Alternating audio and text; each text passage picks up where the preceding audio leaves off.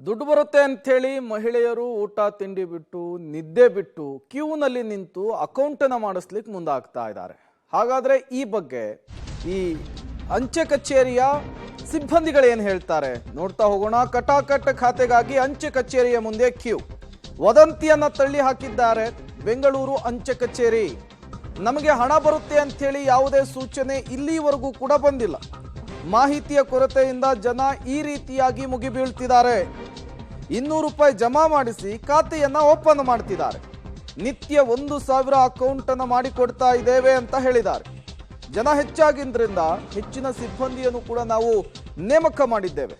Head post master Manjesh ಅವರು ಈ ವದಂತಿಯ ವಿಚಾರಕ್ಕೆ ಸಂಬಂಧಪಟ್ಟಂತೆ ಸ್ಪಷ್ಟನೆಯನ್ನ ಕೊಟ್ಟಿದ್ದಾರೆ.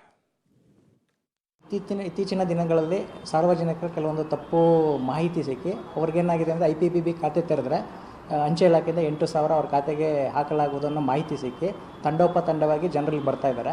ಸೊ ನಾವು ಜನರಿಗೆ ಆದಷ್ಟು ತಿಳಿ ಹೇಳಿದ್ದೀವಿ.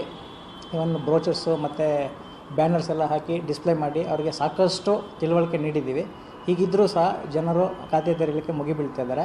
ಸೊ ಹಾಗಾಗಿ ಸಾರ್ವಜನಿಕರ ಅನುಕೂಲಕ್ಕಾಗಿ ನಾವು ಒಂದು 8 ರಿಂದ 10 ಜನ ಪೋಸ್ಟ್ಮೆನ್ನ ಅಡಿಷನಲಿ ಡಿಪ್ಲಾಯ್ ಮಾಡಿ ಡೈಲಿ ಇವಾಗ 1500 ತನಕ ಖಾತೆನ ತೆರಿತಾ ಇದ್ದೀವಿ.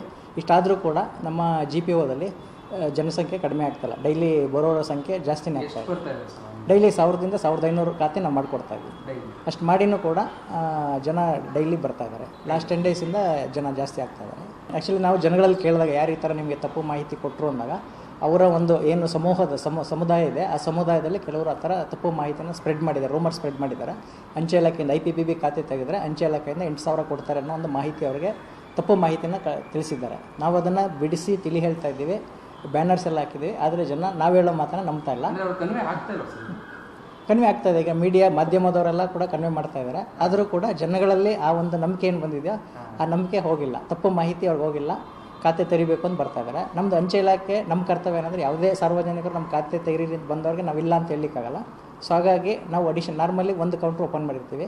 ಸೊ ಇವಾಗ ಜನಗಳಿಗೆ ಸಾರ್ವಜನಿಕ ಅನುಕೂಲ ಆಗಲಿ ಅನ್ನೋ ಉದ್ದೇಶಕ್ಕೆ ಸುಮಾರು 8 ರಿಂದ 10 ಕೌಂಟರ್ನ ತೆಗೆದು ಇವರಿಗೆ ಮ್ಯಾಕ್ಸಿಮಮ್ ನಾವು ಸಪೋರ್ಟ್ ಮಾಡ್ತಾ ಇದ್ದೀವಿ.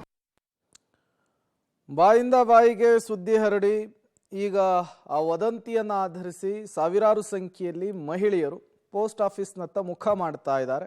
ಕಾರಣ ರಾಹುಲ್ ಗಾಂಧಿ ಅವರು ಹೇಳಿದ್ರಲ್ಲ, ಕಾಂಗ್ರೆಸ್ ನಾಯಕರು ಹೇಳಿದ್ರಲ್ಲ, ಅಧಿಕಾರಕ್ಕೆ ಬಂದರೆ ದುಡ್ಡು ಹಾಕ್ತೀವಿ ಅಂಥೇಳಿ. ಆ ದುಡ್ಡು ಬರುತ್ತೆ ಎನ್ನುವಂತಹ ಕಾರಣಕ್ಕೆ ಬಂದಿದ್ದೇವೆ ಅನ್ನುವಂತಹ ಮಾಹಿತಿಯನ್ನು ಅವರು ಕೊಡ್ತಾ ಇರುವಂಥದ್ದು. ಇದೇ ವಿಚಾರಕ್ಕೆ ಸಂಬಂಧಪಟ್ಟಂತೆ ಈಗಾಗಲೇ ಅಂಚೆ ಕಚೇರಿ ಇಲಾಖೆಯ ಸಿಬ್ಬಂದಿಗಳು ಕೂಡ ಸ್ಪಷ್ಟನೆಯನ್ನು ಕೊಟ್ಟಿದ್ದಾರೆ.